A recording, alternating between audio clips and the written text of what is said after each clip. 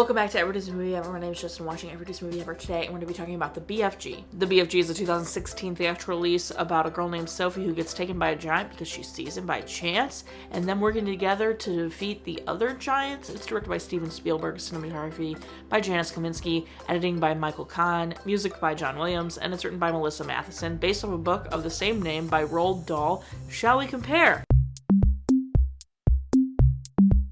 An orphan named Sophie can't sleep at night and sees a giant man in the street. He picks her up and takes her to a cave. Sophie pleads for her life, but the giant laughs and says he's friendly. He just doesn't want to be put in a zoo. BFG explains his neighbors are nasty giants who eat children and humans, and that he'll never let Sophie leave. He also explains that he catches dreams and gives them to children across the world while destroying the bad ones. BFG has to eat snozcumbers because he doesn't eat humans, so Sophie subsequently hides in a snozcumber from another giant who bites it, and she's in his mouth but then gets spat out. They drink a fizzy drink that makes them fart.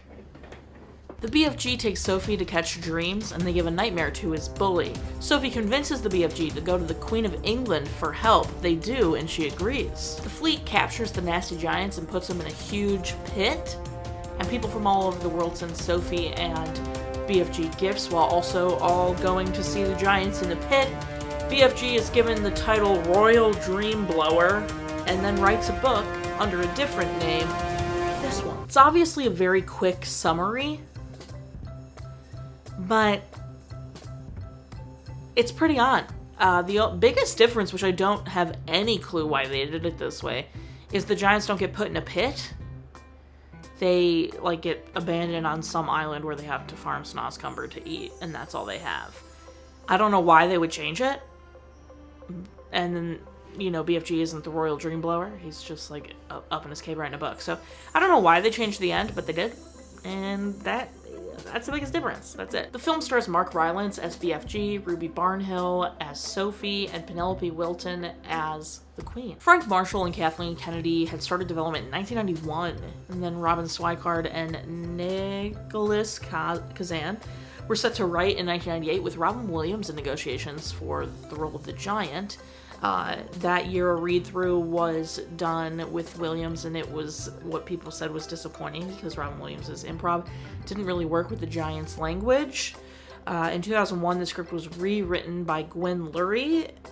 Paramount ended up losing the film rights, though, so then in September of 2011, DreamWorks got the film rights, and Melissa Mathison had started adapting, and then Steven Spielberg was brought on, and then Walt Disney was actually brought on to distribute through Touchstone Pictures, and then that fumbled and they switched it over to Walt Disney Pictures release. This is the first Disney movie directed by Steven Spielberg. Filming began March 23rd, 2015 and ended June 12th, 2015. It was Melissa Mathison's last film. Had a $140 million budget, made $195.2 million in the box office, which is so bad. So bad. Has a 74% Rotten Tomatoes consensus. The BFG minimizes the darker elements of Roald Dahl's classic in favor of I can't read today. 74% Rotten Tomatoes consensus.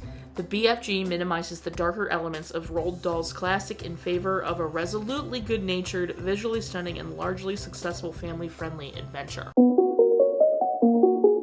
This really is a Spielberg bread and butter moment. It bleeds Steven Spielberg from the unknown child actress casting to the whimsy of her being awake in the middle of the night and being, so mature with her locking and turning the lights off and, getting the mail and putting it where it belongs and yelling at the drunk guys. There's so much of the setup that was this is Steven Spielberg through and through. He has a style, especially when working with kids. It's very evident that it's a Steven Spielberg movie. Even if people don't love it, it bombed, but it has 74% Rotten Tomatoes, which isn't bad. But even if people didn't love it, it is 100% a Steven Spielberg movie. You can tell. You can just tell from the way it is. Lighting and shot choices, incredible. I know, the dream stuff is really beautiful. The visual effects are nice, but the stuff in the beginning at the orphanage, where it was like a practical set that she was on, it was my favorite. Like, the opening entire sequence before she's in Giant Country with BFG was so beautiful that I was like, dang, take me back to practical. Like, take me back to it. Like, I get it. I get the BFG had to be, visual for all intents and purposes, but that early stuff where, like, the moonlight was shining through the windows of the orphanage, like, it had this texture, it had this light, it was so beautiful. Dream Country was stunning. The visual aspect of it, like the lighting of it, absolutely gorgeous.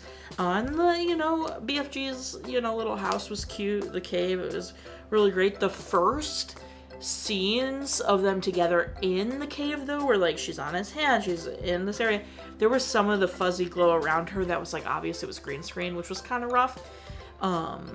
But otherwise, like, it was fine the rest of the time, so I think it was just, like, one of those moments. Maybe they were trying to have her backlit because there was window, and it just gave, like, fuzzy green screen.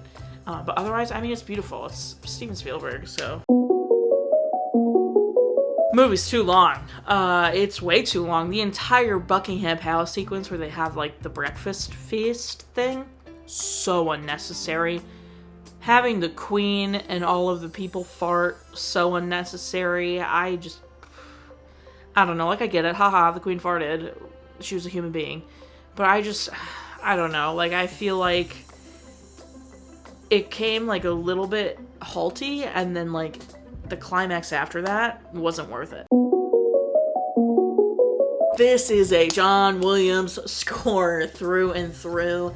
I thought it was giving Harry Potter meets Home Alone. Aubrey swore it was giving Star Wars. I felt the Star Wars less so. It wasn't as big and as pompous. I know Star Wars has quieter moments, and those are the ones I'm a little less familiar with,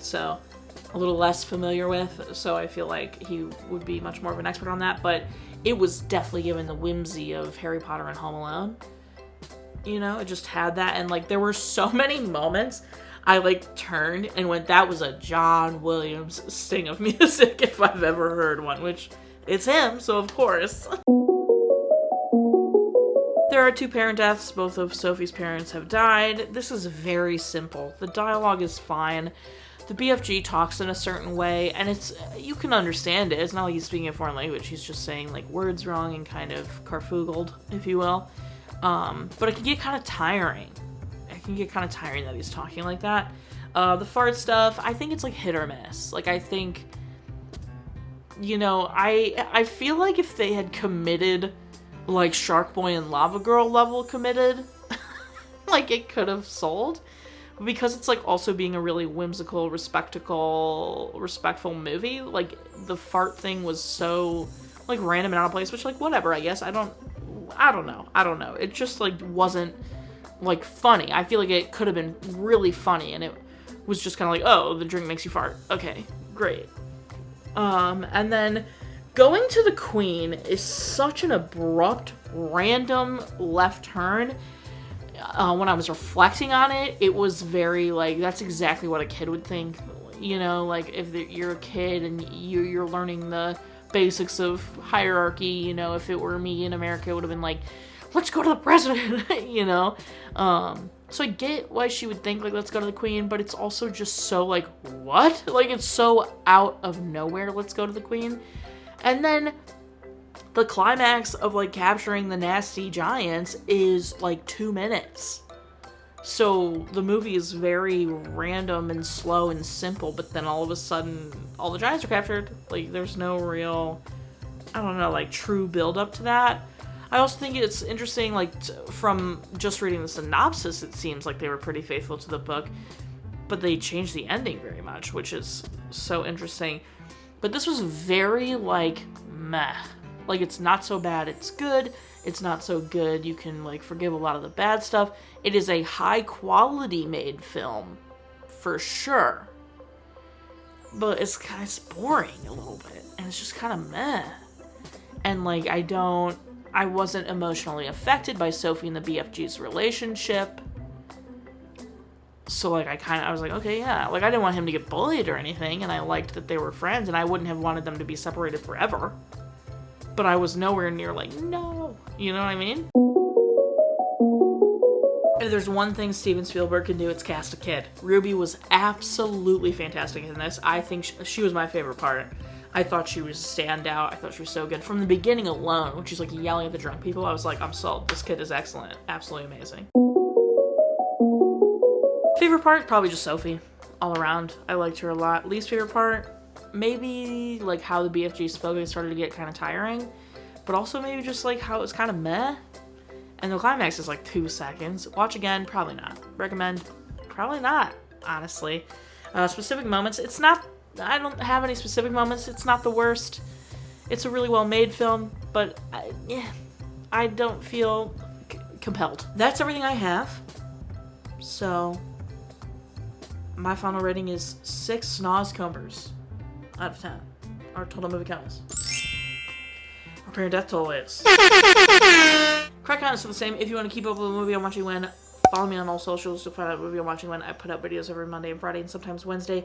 Join Patreon. I got a tier starting at just $1, where you get every video a week early. Tiers above that, you get daily trivia, monthly postcards, bonus content, all that good stuff. Buy merch. Merch is great, merch is grand. Until next time, comment, like, subscribe, but I'm not in charge of your life. You are, so do, and don't be the nasty giants about it. I'm sleepy.